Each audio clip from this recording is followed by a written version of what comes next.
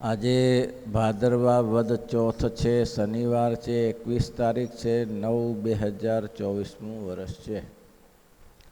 વચનામૃત આજથી 57મું સત્સંગ માટે પ્રશ્ન મુક્તાનંદ સ્વામીનો છે. મહારાજે કીધું કે જેને પ્રશ્ન ઉત્તર કરતા આવડે તે એક એક પ્રશ્ન પૂછો. એટલે મુક્તાનંદ સ્વામીએ પ્રશ્ન પૂછ્યો, બહુ સરસ પ્રશ્ન પૂછ્યો છે કે મોક્ષનું અસાધારણ કારણ શું છે, સાધન શું છે, જેનાથી મોક્ષ થાય ને થાય, પછી એમાં શંકા ને કુશંકા નહીં. મોક્ષનું અસાધારણ કારણ મેં પહેલે ગાયનું લક્ષણ બતાવ્યું હતું કે ગાય કોને કહેવાય, તો કે શૃંગીત્વમ ગોર લક્ષણમ. શિંગડાવાળી હોય તે ગાય કહેવાય. તો શું ભેંસ શિંગડાવાળી ન હોય, બકરી શિંગડાવાળી ન હોય? એ લક્ષણ ઘટે જ નહીં. હવે અતિવ્યાપ્તિ થઈ ગયું, એ ચાર એમાં અતિવ્યાપ્તિ થઈ ગઈ, વ્યાપ્તિ થઈ નહીં. તો મહારાજ કે એનું શું કરવું પડે, તો કે ચતુષ પાદોત્તમ ગોર લક્ષણમ. ચાર પગવાળી હોય તો ગોર લક્ષણ, એ લક્ષણ પણ અતિવ્યાપ્તિ જ થાય. કારણ કે ઊંટમાં જાય ને ઘોડામાં જાય, એટલે ભલે શિંગડામાં ન હોય તો એ લક્ષણ બરાબર ના કહેવાય. લક્ષણ એને કહેવાય કે પછી બીજામાં ક્યાંય જાય જ નહીં. એવું મેં ગાયનું ઉદાહરણ આપ્યું હતું કે ગાય છે, ગીર ગાય છે અને બે કોન્ક્રીટ ગાય છે, એને ગળામાં ગોદડી લટકતી હોય છે. એ કોન્ક્રીટમાં એ તમને એચઅપમાં ન મળે અને તમને જર્સીમાં ન મળે, એ શુદ્ધ ગાયમાં જ મળે ગોદડી. એટલે ગોર શાસનાદિ મત્વમ ગોર લક્ષણમ. લક્ષણ શું કહેવાય, તો કે જે ગળે જે ગળકંબળ લટકે છે ગાયને, એને જ ગાય કહેવાય. તે સિવાયની ગાયનું લક્ષણ પૂરું મળે નહીં. મોક્ષનું અસાધારણ લક્ષણ એ છે કે એના સિવાય બીજે ક્યાંય જાય, ન અવ્યાપ્તિ થાય ન અતિવ્યાપ્તિ થાય. એમાં ને એમાં લાગુ પડે ને મોક્ષનું અસાધારણ છે કારણ. અસાધારણ કારણનું એક બીજું ઉદાહરણ આપું. આપણે આ પૃથ્વીમાં જીવવા માટે અસાધારણ કારણ કોણ છે? હે, શું તમે શું કીધું?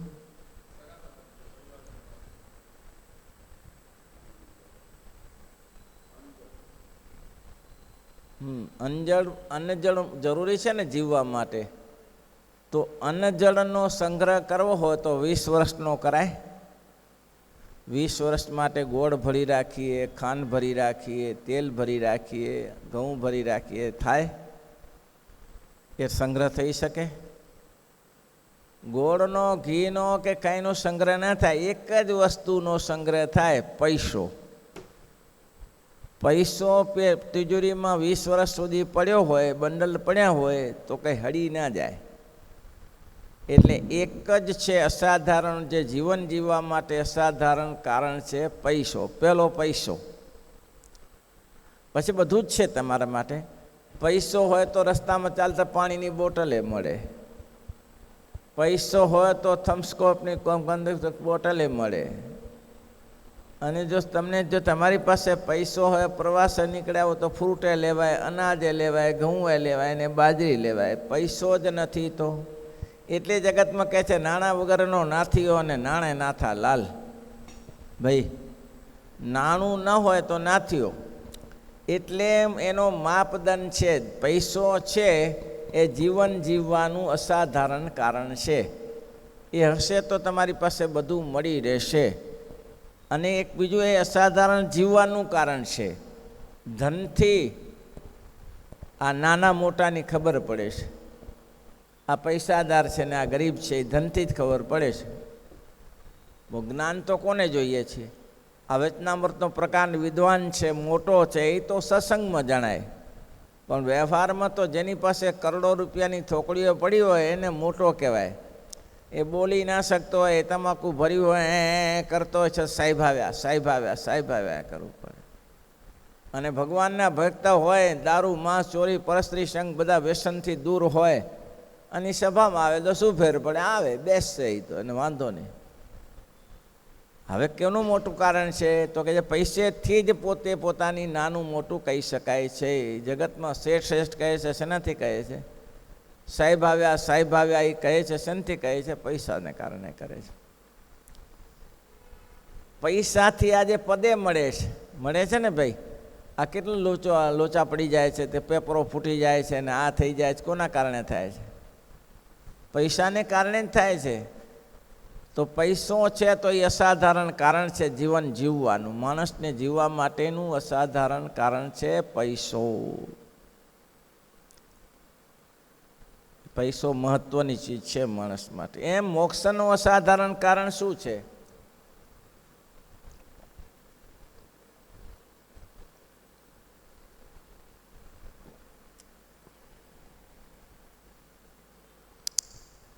બોલો, કયું કારણ કીધું મોક્ષનું સાધારણ કારણ?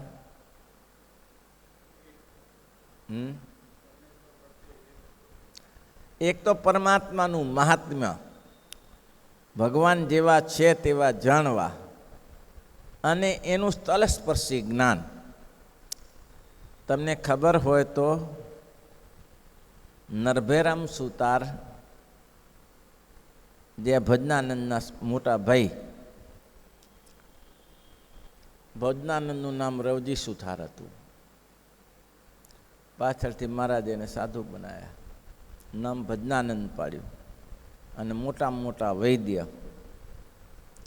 એક ચક્રધરાનંદ ને આ ભજનાનંદ, બહુ સંપ્રદાયના મોટા વૈદ્ય. એની દવાથી ઊભો થાય ને થાય એવા સમર્થ પુરુષો હતા. એ અંજાર આવ્યા. અંજારમાં મહારાજે સભા કરીને બેઠેલા. હવે કાળા તેરાવ તો કેટલું દૂર છે ને, નજીક તો નહીં, નારાયણ સરોવર પાસે છે. ત્યાંથી ચાલીને આવ્યા. હવે આવી મોટી સભા ભરાયેલી, અને મોટી સભામાં તો હવે બધાને ક્યાં બધાનું એකිયારે સભા પત્યા પછી કદાચ સન્માન થાય, પાણીનું પૂછાય. હરિભક્તો હજારો બેઠેલા ને બધી કથા વાર્તા સાંભળે છે. એમાં આવીને બેઠા. નરભેરામભાઈને એવો સંકલ્પ થયો, મિસ્ત્રી હતા, આટલે દૂરથી આવ્યા અને કોઈએ પાણીનું પૂછ્યું નહીં. જમવાનું તો બરાબર પાણીનું પૂછવું પડે ને, કે ભાઈ આવો પાણી પીવો, તો પછી રિવાજ ને દરેક જગ્યાએ પાણીનું પ્યાલું આપે. પાણીનું પૂછ્યું નહીં.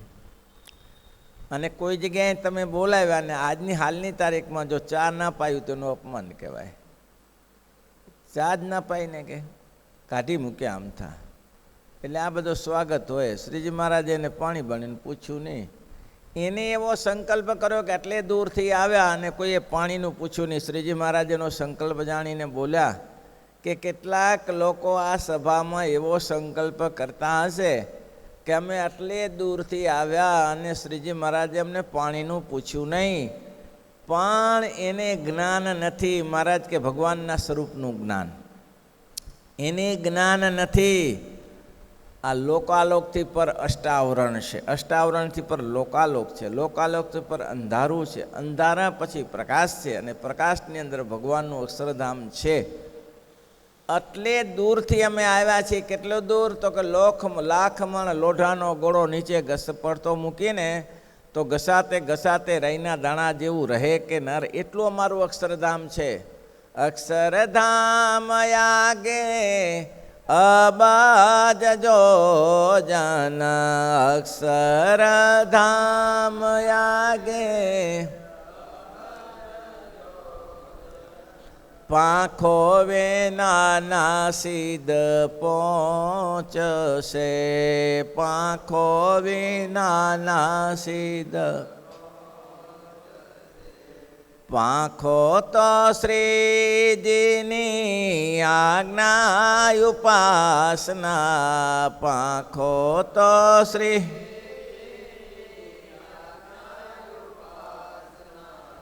તે થકી આણું દૂર લાગશે, તે થકી આણું દૂર.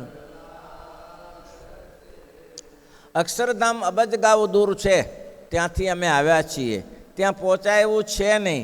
પણ મહારાજ કે જેના ઉપર ભગવાન કૃપા કરે એ જીવ ત્યાં પહોંચી શકે છે. એટલે સ્વામી મોક્ષનું અસાધારણ કારણ ભગવાનના સ્વરૂપને જેવું છે તેવું જાણવું. અને જુઓ તો ખરા એનો મહિમા તો જુઓ, આ 250 વર્ષના ગાળામાં દુનિયા આખી હલાવી નાખી. જ્યાં જુઓ તો સ્વામિનારાયણ સ્વામિનારાયણ નામના પ્રતાપ વગર. અને આ સંપ્રદાય ઉદ્ધવ સંપ્રદાય હતો. આ સંપ્રદાય ઓર કોણ હતો? રામાનંદ સ્વામી ઉદ્ધવનો અવતાર હતા અને ઉદ્ધવ સંપ્રદાયની સ્થાપના થઈ. પછી ઉદ્ધવ એવા રામાનંદ સ્વામીએ શ્રીજી મહારાજનું નારાયણ મુનિ નામ રાખ્યું, સહજાનંદ નામ રાખ્યું, નારાયણ. પછી ગાદી ઉપર આવ્યા ત્યારે મહારાજના નામ અનેકવિધ થયા. સરજુદાસ પણ નામ મુક્તાનંદ સ્વામીને નાખ્યું. ઘરેથી નામ આપણે જાણીએ છીએ કે મહારાજને હરિકૃષ્ણ બે ભેગું થઈને હરિકૃષ્ણ નામ થયું, નીલકંઠ નામ થયા, આ બધા નામ થયા. પણ સ્વામિનારાયણ નામ કોને રાખ્યું? સ્વામિનારાયણ કોને કોને નામ રાખ્યું? મહારાજે 14માની સભામાં પોતે જાહેરાત કરી કે અમે તમારા સ્વામી છીએ, અમે ખુદ નારાયણ છીએ. આ ભેગા કરી નાખો એટલે સ્વામિનારાયણ થશે. એ સ્વામિનારાયણ પહેલાં નામ શ્રી કૃષ્ણનો જ જપ થતો હતો કે સ્વામિનારાયણ નામનો જપ થતો નહોતો. પણ જેવું સ્વામિનારાયણ ભગવાને પોતાનું નામ આપ્યું અને ખબર ના પડી કે ઉદ્ધવ સંપ્રદાય ક્યાં ઢંકાઈ ગયો ને ક્યાંથી ચાલુ થઈ ગયો ને પોતાની મેળે કુદરતી સ્વામિનારાયણ સંપ્રદાય ઉદ્ધવ સંપ્રદાય છે. આ સંપ્રદાય ઓરિજિનલ ઉદ્ધવ સંપ્રદાય છે. ઉદ્ધવ એવા રામાનંદ સ્વામી આ સંપ્રદાયની પ્રવૃત્તિ કરેલી છે. આમ તો આત્માનંદ સ્વામીથી આ પ્રવૃત્તિ થયેલી હતી, પણ રામાનંદ સ્વામી જોશથી ચલાવ્યું અને પછી સ્વામિનારાયણ ભગવાને 14માની દિવસે આ નામ પ્રસિદ્ધ કર્યું કે અમે તમારા સ્વામી છીએ ને ખુદ નારાયણ છીએ. બે ભેગા કરી નાખો એટલે સ્વામિનારાયણ નામ આખું થઈ જશે. સ્વામી અને નારાયણ લખવું હોય તો અલગ લખવું પડે, પણ સ્વામી નારાયણ એક હારે નામ કરો તો એમાં રસવઈ ન થાય, દીર્ઘઈ ન થાય, રસવઈ જ થઈ જાય. એટલે સ્વામિનારાયણ નામનો પ્રતાપ લોકો સેજે છે જે સ્વામિનારાયણનું ભજન કરતા થયા. અરે આજે ગમે તે છોકરાઓ છે ગમે તરત સ્વામિનારાયણ આવ્યા અત્યારે એનો બોળો પ્રચાર થઈ ગયો. કેમ? આ મહિમા. આ કેમ થાય? તો કે થાય નહીં એવું છે. વળી મુક્તાનંદ સ્વામીએ પૂછ્યું છે, હે ભગવાનની વિશે સ્નેહ તેનું શું રૂપ છે? સ્નેહ કેમ થાય ભગવાનની વિશે? ભગવાનની વિશે સ્નેહ થાય કેવી રીતે? એનું મહાત્મ્ય જાણવું તો છે, પણ સ્નેહ થાય કેવી રીતે? મહાત્મ્ય જાણી તો એનું સ્નેહ ભગવાનમાં થાય તો મહાત્મ્ય જણાય ને. કોઈ વ્યક્તિને માનો કે તમે બહુ કરોડોપતિ અબજોપતિ છે, તો તમે કોઈ એમ કહે કે તમને આ અબજોપતિ છે, પછી તમે એને વિશે એમ થાય કે એ શું કરતો હશે, એ કેટલી ફેક્ટરી ચલાવતો હશે, એ શેની કારખાના ચલાવે છે, તો તમને એનું જાણવાનું મન થાય. શું કરવા? એની વિશે મહત્તા મનાણી કે આ તો અબજોપતિ છે. હા, અદાણી ગ્રુપનું લોકો બધા જોવા ઈ છે કે શું કરતા હશે, શું નહીં કરતા હશે, શું રામદેવ બાબાનું બધા જોવા ઈ છે કેમ કરોડપતિ છે એટલા માટે. તો એને લોકો જાણવા ઈ છે. ખેતરમાં ખેતી કરતો હોય પટેલીઓ, એનું કોઈ મહાત્મા જાણવા ઈ છે. હવે એને શું લેવા દેવા? રોટી પકાયું ખાતો હોય. તો ભગવાનનો મહિમા તો જણાય કે ભગવાનનું મહાત્મા સો સમજાય કે ભગવાનની વિશે સ્નેહ થાય. એટલે મહારાજે કીધું સ્નેહનું રૂપ તો એ છે, સ્નેહમાં કોઈ જાતનો વિચાર ન જોઈએ. જ્યારે ગુણ વિચારીને સ્નેહ કરે ત્યારે તો અવગુણ દેખે ત્યારે સ્નેહ તૂટી જાય.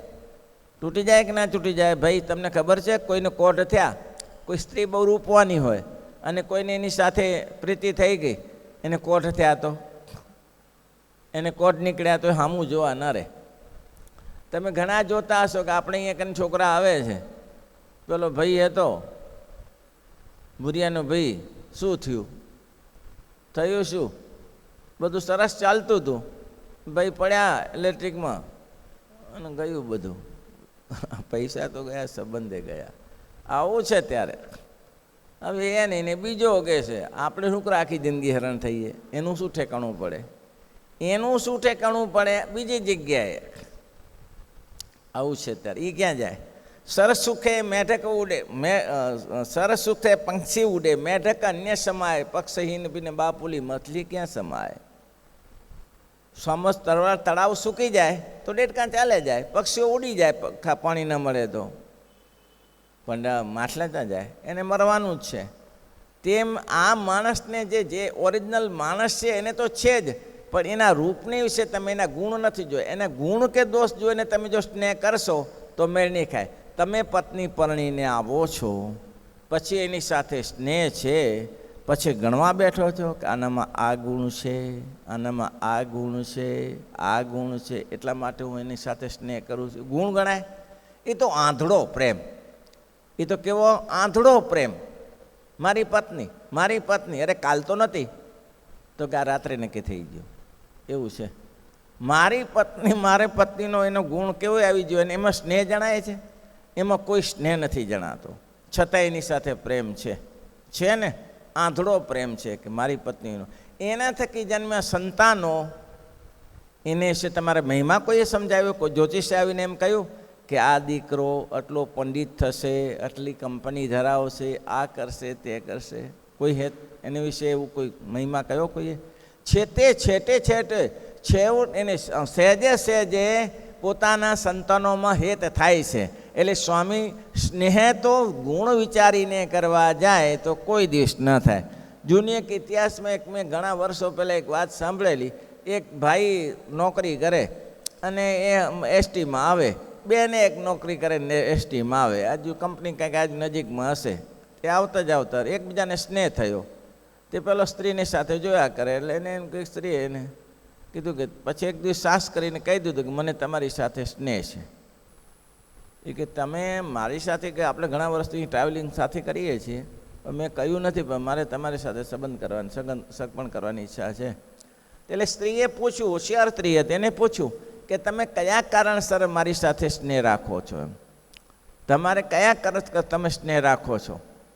તો એમને કહ્યું કે બે તમારી વસ્તુ મને ગમી છે, તમારા સરસ વાળ છે અને સરસ દાંત છે. તો સ્ત્રીને તો એવું કંઈ હતું નહીં, એટલે દાંતનું કીધું, એટલે ચોકઠું કાઢીને બતાવ્યું કે મારા દાંત આવ્યા, સરસ લ્યો. માથે ટાલ હતી. હવે સ્ત્રીઓને ટાલ તો કેવી ભયંકર લાગે. એને વિંગ બાંધી હતી, વિંગ ઉતારીને આપી દીધી કે લઈ જાઓ. પછી ઊભો રહે, ભાગ્યો ત્યાંથી. એને કીધું ઊભો રે, ક્યાં જાય છે? હવે ઊભો રહે, હવે હું એ નહીં છું, બીજી તો નથી ને. તું જે મને વર્ષોથી ચાહે છે એને હું છું કે બીજી છું? આ ગુણ દોષ જોઈને સંબંધ કરવા જાઓ, સ્નેહ કરવા જાઓ તો સ્નેહ સફળ ના થાવ.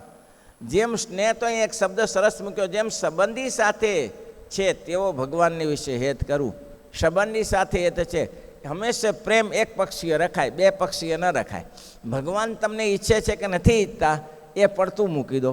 તમે ભગવાનની ઈચ્છો છો કે નહીં? ગુરુ તમને ઈચ્છે છે કે નથી ઈચ્છતા એ પછીનો પ્રશ્ન છે, એ તો કુદરતી છે. તમે એવું ભજન કરશો તો ભગવાન તો તમને ઈચ્છવાના જ છે, એ પછીનો પ્રશ્ન છે. તમે જો ગુરુને એવા રાજી કરશો તો ગુરુ તો રાજી થવાના છે. તમે જો બાપની સેવા કરશો તો બાપ તો રાજી થવાના જ છે.